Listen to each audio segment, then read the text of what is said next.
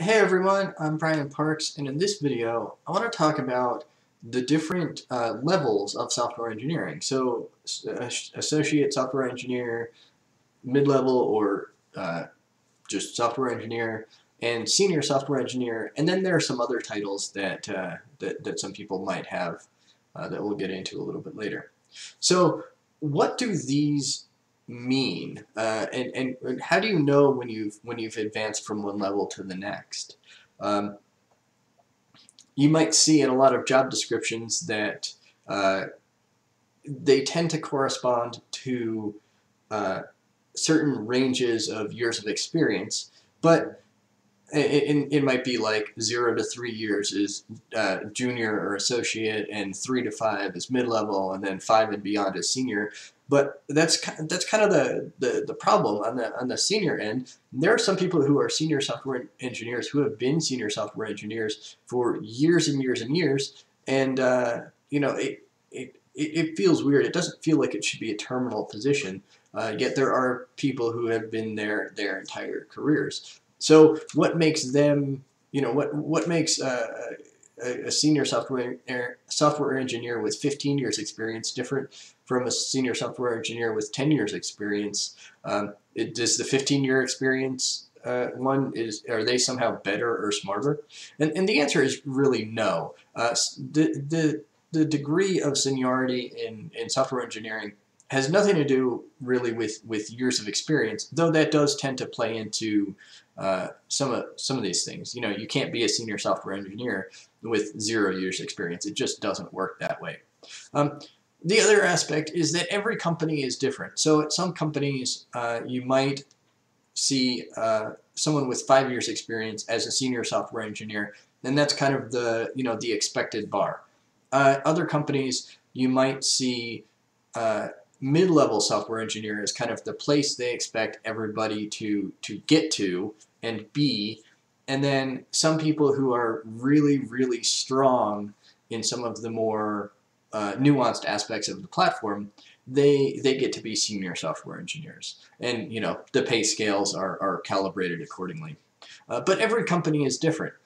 Some companies do one thing, some companies do another thing.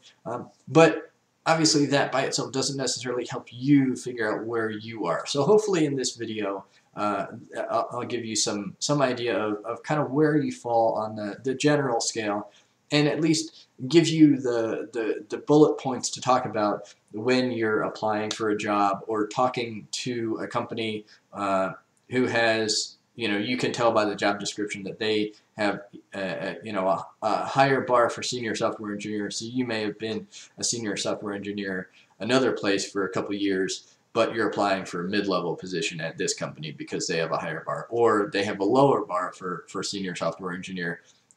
So you're looking to make the jump from mid-level to senior, and you have a compelling argument for that. And again, that doesn't mean that one company is better or worse because the way I described it was a lower bar. It just, they have a different way of describing it. They're looking to segment people out in a slightly different way that works for them. This is all about, kind of, it's an attempt to put boxes around certain aspects of people's experience to make hiring and staffing easier. It doesn't necessarily mean it's you might argue it's not even appropriate, but this is why people do it. It's not a label that's applied to you that oh, you're not good enough to get this higher label. No, that's not what it's about. It's something totally different.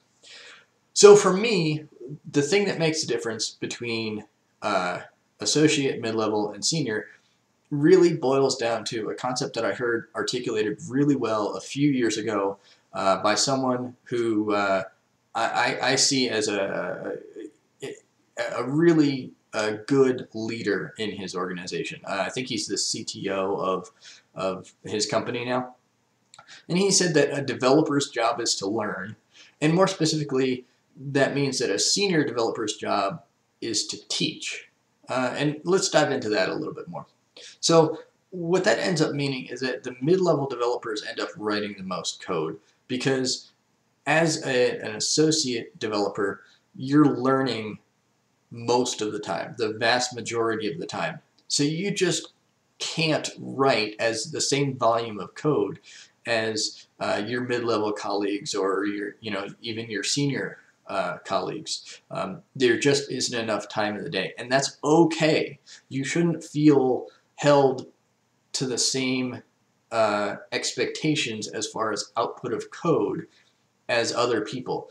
And especially, different people learn at different speeds. So if it takes you longer to get a concept and it takes you longer to write the piece of code that is the outcome of whatever you're learning, that's fine. If you understand it at the end of that period of time and can, ideally replicate it, the next time you see that problem, that's a success. That's a win. That's okay. That's what you're going for.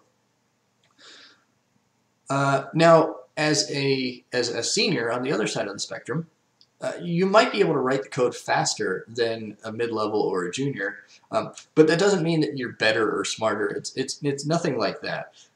In fact, the expectation is that associate developers will become mid-level, mid-level will become senior, and then, actually at mid-level there are a couple different paths you can go. At senior there are a few other paths you can go. Additional other paths that you can go. But the expectation is that you would continue to learn. Even as a senior developer, your job is still to learn, but you'll also be spending a lot of time mentoring and teaching the mid-levels and the junior or associate developers either things specific to your platform or the software that you're writing, or just general programming concepts, performance concepts, security concepts, those sorts of things. Filling in the educational gap that people don't necessarily get at, in their college programs. And every college program is different, so different colleges teach slightly different things. They all hit the main points, but depending on what you took for your electives, you might not have dealt with compiler design, and you're working in a company that does compiler design. Well, you have to pick that up somewhere. Or, as is very popular now, the boot camps. They are really good at getting you from 0 to definitely associate level. Some of the better ones actually get you closer to mid-level, teach you some of the theory, some of the more practical aspects, or the theoretical underpinnings of the practical aspects, and not just give you the build a Node.js app in 3 days sort of approach.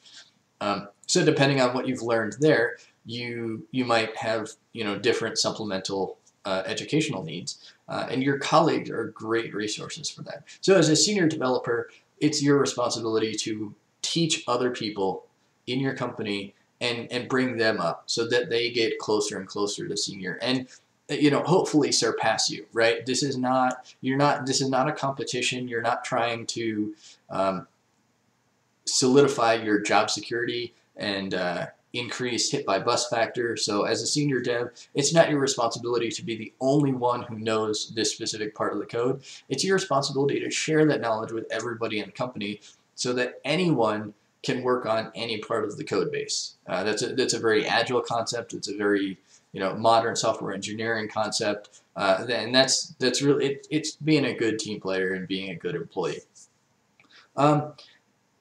So as a senior developer, because you're spending a lot more time mentoring, it does mean you have less time to write code. So you might even find that the mid-level engineers in your company write the vast majority of the code.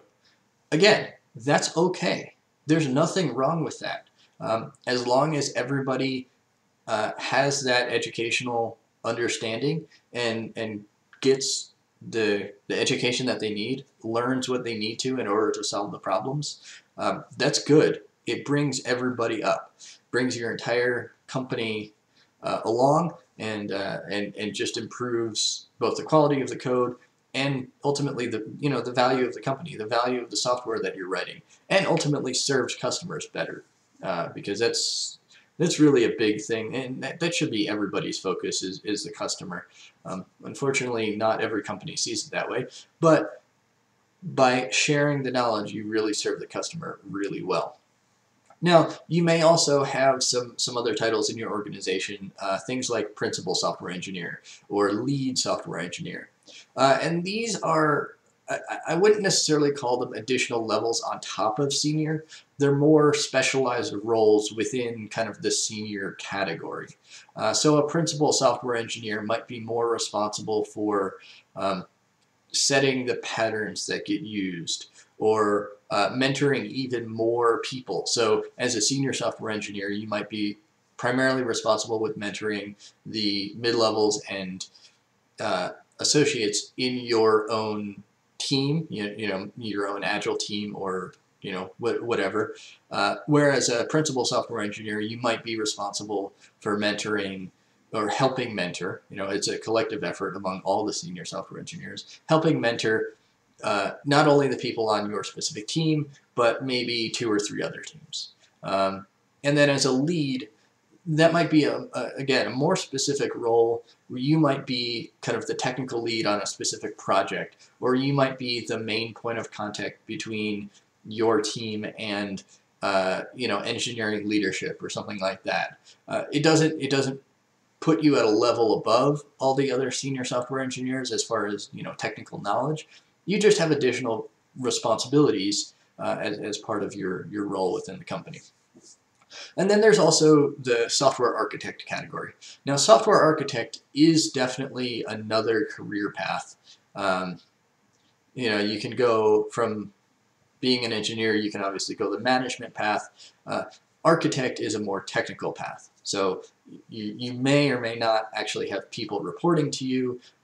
Most architects get into being an architect because they don't want to have people reporting to them.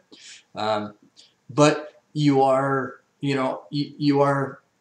probably solving harder problems. You are setting more of the patterns. You might do more kind of experiments and testing and trying to figure out how you might be able to change the underlying architecture of the product of the software solution. You might be trying to figure out how to build your product into something that you can deploy to AWS or Azure, or something that you haven't done before, rather than focusing on directly customer-facing features, kind of more of those meta features, the features that make building other features a lot easier. That's kind of your role as an architect. Most organizations have a lot fewer architects than they do software engineers. Definitely a lot fewer architects than senior software engineers. But that's kind of where you go from there. It is kind of an additional level on top of senior software engineer. You don't usually go from mid-level engineer to architect. You go from mid-level to senior, maybe even to principal, and then to architect. It's kind of another step in that career path. So that's basically it that I wanted to talk about in this video. Hopefully that was helpful. If you have any questions at all, go ahead and leave a comment below. If you have other ideas, or at your company maybe senior means something different, go ahead and leave a comment below. I'd love to hear your experiences with these terms. And if you're curious as to how you can move from whatever level you're currently at to the next level, and looking for someone to mentor you, definitely start within your own company. Hopefully you can find someone there. If you can't, go to meetups, go to Slack channels, Slack communities if you have one in your local area.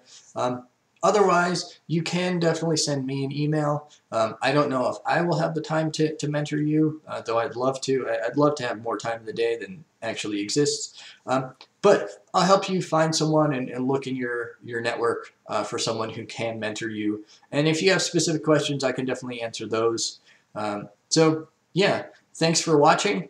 Be sure to like this video, share it with your friends and colleagues, and subscribe to the channel. I put out videos like this pretty much every week, sometimes 2 or 3, both technical and some more conceptual like this. Go ahead and subscribe to the channel and check out the backlog of videos. I really enjoy making them, and I hope you enjoy watching them and learning from them. And I'll see you in the next one. Thanks for watching.